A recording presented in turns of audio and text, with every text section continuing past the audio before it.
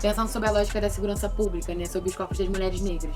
Como construir uma política pública a partir disso também? Eu acho que esse é um questionamento que a gente vai pensar, porque eu acho que a questão do eixo da segurança pública atravessa diretamente o território, mas principalmente as mulheres negras, né, como a gente já discutiu. Uma das formas para a gente tentar quebrar e diminuir, né, essa desigualdade é trazendo políticas públicas que vai trazer acesso a segurança, a bem-estar e também promover para elas informação. Um jeito da gente enxergar como é a atuação do Estado com as pessoas, com as mulheres negras principalmente, com os homens negros e com a população de favela, que tem que recorrer a meios informais de trabalho, e isso acaba afetando em toda a cadeia de empreendedorismo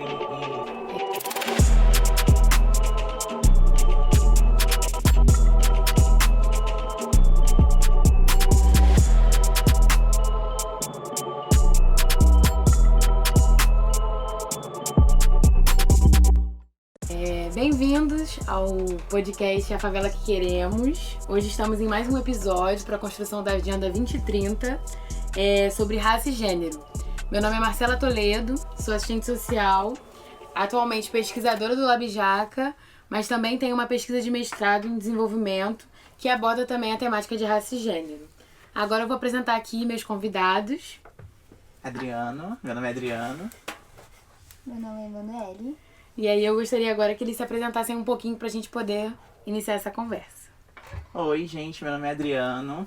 Eu fiz parte do curso de Políticas Públicas do laboratório, do LabJaca. E sou formado em jornalismo. Entrei agora no mestrado na UERJ. E meu projeto ele vai ser focado em comunicação comunitária, mas na formação de uma comunicação comunitária que faça com que as pessoas entendam toda a questão das políticas públicas dentro da favela. E é isso, esse sou eu. Oi, meu nome é Emanuele. Fiz parte do curso de Formação de Políticas Públicas do LabJaca. Sou estudante de Ciências Sociais, mas estou indo para a área do esporte agora. E é uma honra estar fazendo parte desse podcast. Então, vamos lá, gente. Como nossa temática hoje é de raça e gênero, a gente vai ter como horizonte, né, as justiças de raça e gênero, né? É importante a gente até problematizar essa questão da justiça quando a gente pensa no contexto da favela. Então eu vou questionar aqui aos meus convidados, para vocês, quando pensamos na temática de raça e gênero, vinculada ao contexto da favela, quais são as principais demandas que vocês enxergam aqui como prioritárias? Olha, eu acho que eu levantei algumas questões, né? Levantei 5 questões que acho que fazem parte dessa temática e que a gente pode problematizar mais, que são políticas públicas, né, de combate à discriminação racial e de gênero e à violência contra as mulheres negras. Também o acesso à educação de qualidade e oportunidades de emprego e renda para as mulheres negras na favela. Também acho que podemos falar melhor sobre investimento em segurança pública e combate à violência policial e ampliação de serviços de saúde e assistência social para mulheres negras na favela. E por último, acho que também é importante a inclusão política e representação das mulheres negras na tomada de decisões. Certo. E você, Manu, como você acha que esses aspectos que o Adriano trouxe influenciam no cotidiano da favela? Olha, eu quero fazer um recorte básico para as crianças, né, e adolescentes que estão na linha de frente, né, do tráfico, da violência. Então, eu acho importante a gente problematizar também a falta de acesso ao esporte. Sim. Eu acho que é importante a gente pensar, né, nesses pontos que eles dois trouxeram, como a questão das mulheres negras estão no centro disso, né? Sejam elas mães dessas crianças e adolescentes, que não têm muito acesso a políticas públicas, que sejam executáveis e que garantam o mínimo de uma vida vivível, né, para uma sociedade que, em sua maioria, é uma população preta, periférica, numa área que é violência constante, né? Então, assim, como vocês acham que as mulheres negras na favela são atravessadas pelas mais variadas faces da violência? A gente sabe que a violência racial é a transversal a todas as outras violências, mas como vocês acham que isso se materializa quando a gente pensa nesse viés de raça e gênero? Através de um ciclo que vai se reproduzindo. Geralmente a mulher acaba engravidando cedo, né? E aí, consequentemente, ela vai tendo uma filha e essa filha, enfim, vai tendo outros filhos e esse ciclo vai se repetindo ao longo do tempo, né? E aí, uma das formas para a gente tentar quebrar e diminuir, né, essa desigualdade é trazendo políticas públicas que vai trazer acesso a segurança, a bem-estar e também promover para elas informação. Como a gente vai quebrar esse ciclo se a gente não traz essas informações? Sim, eu acho que a grande problemática disso tudo é a gente estar construindo essas políticas públicas e não pessoas que não vivenciam o cotidiano dessa realidade, né? Eu acho que essa é a grande problemática até da nossa proposta do podcast, pensar quem são essas pessoas que estão construindo essas políticas públicas que não atendem às demandas que são reais, né, no contexto da favela.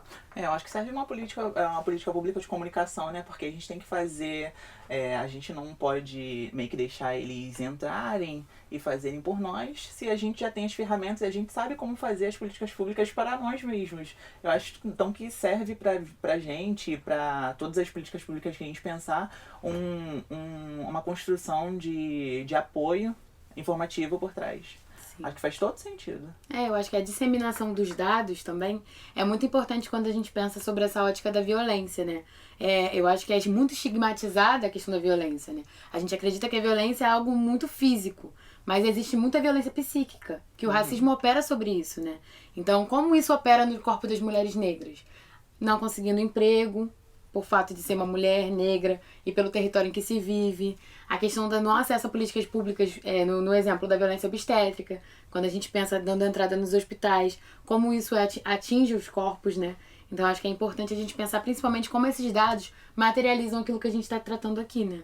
E quando a mulher negra também consegue um emprego, ela está sempre dentro desse subdesemprego, né? Infelizmente sendo empregada doméstica, faxineira e acaba tipo não conseguindo ter um acesso à academia.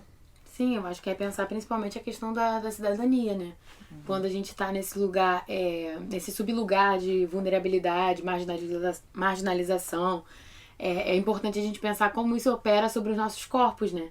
Pensando que é proposital de um Estado que promove, né, esse tipo de comportamento sobre os corpos, que acaba por marginalizar todos os espaços que a gente vai estar. Mesmo quando a gente teoricamente consegue, a gente não consegue, né? Eu acho que é isso. Eu acho que para materializar essa fala, a gente precisa de um senso de cidadania, né? Sim. Eu acho que a gente só consegue enxergar isso quando a gente tem um senso de cidadania, porque a gente entende nossos direitos, nossos deveres, e como a gente deve agir, e como eles devem agir com a gente. Então a gente já sabe, a gente está familiarizado com isso. Não, total. Eu acho que se a gente pensar na questão dos autos de resistência, sobre todas as operações policiais que ocorrem dentro do ambiente da favela, atingindo principalmente o corpo das mulheres negras, sejam elas atentas com a presença dos seus filhos nas ruas, sejam estudando, trabalhando, ou seus próprios corpos que estão sendo alvo, né, dessas operações, é pensar como há também uma questão de não normatividade dentro desses espaços, né? Porque esses direitos são garantidos para outros espaços da cidade e não são garantidos, né, nesse espaço específico. E aí pensar também até que ponto os corpos das mulheres negras são considerados os corpos humanos, né? Que são detentores de direitos. Por que não temos os nossos direitos garantidos? Né? Eu acho que isso é uma questão pra gente questionar. Então vamos pros dados agora. Eu levantei alguns dados aqui sobre isso. Você falou sobre a empregabilidade, né, das mulheres negras. E um levantamento que foi baseado nos indicadores de pesquisa da Pesquisa Nacional para Amostra de Domicílios Contínua, que é o PNADC. Realizada pelo Instituto Brasileiro de Geografia e Estatística, IBGE, entre os segundos trimestres de 2019 e 2022, que, de acordo com eles, com esse levantamento, as mulheres negras são as que mais sofrem para entrar no mercado de trabalho, enquanto a taxa de desemprego geral ficou em 9,3% no segundo trimestre de 2022, e entre as mulheres negras o indicador ficou entre 13,9%. Já entre os homens negros, né, a taxa é menor que a taxa nacional, que ficou em 8,7%. Agora, fazendo um recorte, né, para a gente enxergar melhor essa problemática, entre as mulheres brancas, o desemprego constatado foi de 8,9%, e entre os homens brancos, bem mais baixo, foi de 6,1%, a menor taxa entre esses grupos pesquisados. Eu acho que é muito importante a gente pensar sobre a ótica da empregabilidade de mulheres negras, o porquê o racismo opera dessa forma, né? Tanto quando consegue um emprego ganhando menos, que isso já é comprovado também por dados, quanto ao ingresso no mercado de trabalho formal, né? Eu acho que abre um escopo, se a gente pensar no período que a gente viveu, dos últimos 4 anos que a gente viveu uma política de desmonte dessas políticas públicas que já não atendiam as demandas que eram necessárias para a realidade das mulheres negras. Então, acho que é importante a gente pensar sobre essa ótica, né? Se já não atendia a demanda, já vai acabando precarizando e sucateando cada vez mais aquilo que já não era funcional, né? Acho que agora em 2023 deve ser maior, né, essa taxa, porque a gente teve esse desmonte, foi um abandono, né, em todos os tipos de setores, ainda mais ligados a setores que apoiam os moradores de favela, todos os movimentos de favela. Sim, com certeza. E aí vamos pensar sobre outra ótica, né, sobre a questão dos dados. O que vocês acham que é mais relevante para que a gente possa discutir aqui? A taxa de desemprego, né, entre os homens brancos ser bem mais baixa do que a taxa de desemprego das mulheres negras, que é bem mais alta e bem acima da taxa nacional. Eu acho isso bem problemático. Eu acho que é um jeito da gente enxergar como é a atuação do Estado com as pessoas, com as mulheres negras principalmente, com os homens negros e com a população de favela, que tem que recorrer a, meios informais de trabalho, e isso acaba afetando em toda a cadeia de empreendedorismo e afeta também na taxa final, né, de desemprego. Sim, com certeza. Mas aí também vai existir uma grande diferença entre um empreendedor que tem um acesso, né, à educação, ao estudo e tal, e a pessoa que está ali vendendo, né, Sim. o seu pão de cada dia ali, seja através de formas de vender bala e tal. Para mim, essa pessoa ela simplesmente está... Ai, gente, me perdi. Tentando sobreviver. Ela está tentando sobreviver, ela não está empreendendo. Sim. Mas acho que tem um paralelo aí, né? Eu quis dizer que com essa questão de empreendedorismo, a população negra de favela, né, ela acaba indo para o trabalho informal que não é registrado pelo Estado e que não entra nessa taxa de desemprego nacional. Ou seja, mesmo que essa taxa seja alta entre as mulheres negras e seja baixa entre os homens brancos, tem mais mulheres negras trabalhando informalmente do que a taxa nacional indica. Então a gente poderia entrar com as políticas públicas para normalizar, né, essas mulheres que já estão dentro dessa área trabalhando, né, de forma com que elas consigam trazer uma renda, mas também consiga, ter aquela visualidade de conseguir mesmo a carteira assinada de forma como microempreendedor. Eu acho que... Porque empreendedor a gente já é, a gente só não está colocado dentro dessa posição. Eu acho que é muito importante a gente pensar isso que o Adriano acabou de apontar, que é uma forma do Estado subnotificar, né? Qual é o tipo de trabalho que é válido para a sociedade, né? E aí o trabalho executado pelos corpos negros nunca é válido, ele é sempre invalidado. E aí isso só comprova, né, que nós não somos detentores de direitos, né, como outras pessoas da nossa sociedade, se a gente for pensar no conceito da branquitude, mas ainda mais do que isso, né? A gente continua trabalhando para sobreviver, mas a gente ainda assim não tem garantia de direitos algum. E aí isso só nos leva a crer que as políticas públicas que existem, elas não são direcionadas diretamente aos nossos corpos, né? É isso. Então, eu acho que agora a gente pode discutir um pouco sobre a questão de como solucionar todas essas demandas a partir daquilo que a gente vem discutindo aqui. Eu acho que o grande objetivo desse podcast é a gente construir políticas públicas. Já que a gente sabe as demandas, quais são as políticas públicas que são válidas para um território que gera tanta complexidade, mas ao mesmo tempo que constrói tantas coisas. Isso. Eu acho que criando um centro de... Eu acho que a gente pode por parte, né? A gente falou sobre casos de acolhimento, empreendedorismo entre mulheres negras. Eu acho que sobre a casa de acolhimento a gente pode criar centros. Eu acho que não é nosso dever, é o dever do Estado, já que a gente tem os nossos direitos, o objetivo deles é garantir os nossos direitos.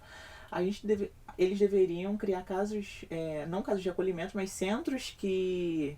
Como centros de acolhimento que foram desmontados, tipo a Casa da Mulher lá na Biblioteca Parque Manguinhos, onde as pessoas possam buscar ajuda e nessa ajuda elas podem enxergar uma nova perspectiva sendo capacitadas para o mundo do trabalho. Sim. E centros de informação também, mas também um acesso à educação dentro do território, né? Com mais criação de escolas técnicas, creche, para as mães deixar as crianças. Sim, eu acho que essa construção de políticas públicas de acolhimento, elas são muito importantes para que a gente se sinta parte pertencente dessa construção de políticas públicas também, né? Eu acho que as mulheres negras têm várias demandas, desde o mercado de trabalho até a maternidade, que são demandas ceifadas pelo Estado, né? Quando a gente pensa na questão da violência obstétrica, eu acho que precisa-se de uma política mais potente em relação aos partos humanizados, a construção de uma humanização do tratamento em saúde, né? Dessa ampliação dessa rede de assistência social, que por muitas vezes, por receber menos insumos do governo, não tem tantos insumos para atender a população, e que não é um fato estratégico, é um fato proposital, né? Não é algo ao acaso, né? É obviamente a população que mais é atendida pela política de assistência social é a população negra. Por que será que a política de assistência social é a que recebe menos insumos do governo? Isso é uma forma, né? É um desmonte, né? Que é um desmonte que foi construído e que impera até hoje em dia. E essa questão das creches, né? Cada vez mais as pessoas procuram creches porque cada vez mais creches fecham. Então isso nunca... tem uma evasão enorme, isso nunca vai chegar tipo um número zero. Não chega a um número zero de crianças que não precisam de creche. Porque cada vez mais creches fecham e cada vez mais as pessoas precisam de creche. Não faz sentido. Vira um ciclo, né? E a evasão escolar também tá muito alta, né? Porque estudos mostram que as crianças e adolescentes estão cada vez mais saindo da escola muito cedo. Elas não conseguem nem chegar, tipo, no ensino médio, por exemplo. Porque, enfim, dentro da casa, né? A criança, às vezes, tem que começar a trabalhar muito cedo para ajudar ali os pais, por conta do ciclo que está se reproduzindo. E aí acaba tendo que ir para os empregos informais ao longo da vida. Eu acho que é muito importante a gente pensar sobre a ótica da pandemia, porque isso se intensifica cada vez mais, né? Aquela questão do fique em casa é para quem, né, não vive a lógica do trabalho informal, por exemplo, né? Sob a lógica da violência constante nos territórios, não só a partir do que a pandemia trouxe de violência, do não atendimento, da não testagem, entre outras coisas, mas para além disso, dessa lógica dessa pandemia que não prepara o sistema educacional para isso, onde os alunos não têm estrutura para assistir essas aulas, e essa evasão, eu acho que a gente vai ter uma noção agora esse ano de como a pandemia influenciou em todas as políticas públicas, mas principalmente nos direitos humanos dessa população que é marginalizada de todas as formas pelo Estado, né? Eu acho que a pandemia mostra como isso se acentua, né? Se isso já acontecia antes da pandemia, hoje que a gente está num contexto maior de desigualdade no mundo inteiro, isso com certeza tem um impacto muito mais preciso nos territórios das favelas, né? A pandemia foi um exemplo, né? Acho que é um exemplo perfeito pra gente entender como eles quiseram agir com a população negra e a população de favela, enquanto eles não agiram antes. Então eles tinham um problema um problema que ficou duplo, né? Um problema duplo, e eles tinham que solucionar uma parte do problema, 50% do problema que eles não solucionaram antes, e 50% do problema que eles tinham que solucionar durante a pandemia. Então, é um desmonte que quase que a gente considera um desmonte eterno, né? Sim, eu acho que é uma bola de neve, né? As coisas foram se acumulando, e para solucionar ela, já na questão dos desafios, a gente tem inúmeros desafios. Eu acho que a construção de políticas públicas para enfrentamento desses desafios é o melhor caminho. Pensando sobre a lógica da segurança pública, né? Sobre os corpos das mulheres negras. Como construir uma política pública a partir disso também? Eu acho que esse é um questionamento que a gente vai pensar, porque eu acho que a questão do eixo da segurança pública atravessa diretamente o território, mas principalmente as mulheres negras, né? Como a gente já discutiu anteriormente. E sem falar nos índices de violência contra a mulher, que aumentou durante a pandemia pelo fato da mulher estar em contato com o agressor dela diretamente. É isso, gente. Foi mais um episódio do podcast A Favela que Queremos. Agradecemos muito que vocês tenham escutado até aqui. Eu agradeço no meu nome é Marcela Toledo. Meu nome é Adriano Rodrigues. Meu nome é Emanuele. E até o próximo episódio.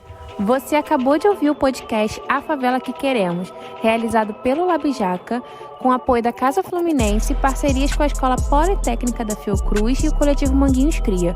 Compartilhe esse projeto feito por lideranças e organizações sociais das favelas do Manguinho e Jacarezinho e também das organizações que fizeram parte de todo esse processo.